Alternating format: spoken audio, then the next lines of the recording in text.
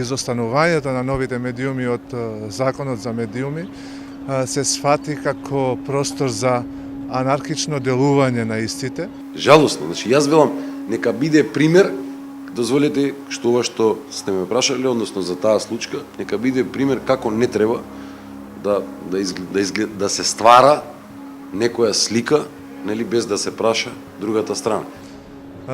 Не значи дека можат се и се што да пишуваат, можат да дискредитираат и во лична основа и да останат неказнети. Мислам дека свеста на граѓаните дефинитивно почнува да расте во оваа насока, да се подигнува и дека веќе можеби не на прва, но потоа ќе успеат да препознаат лажна или необјективна информација.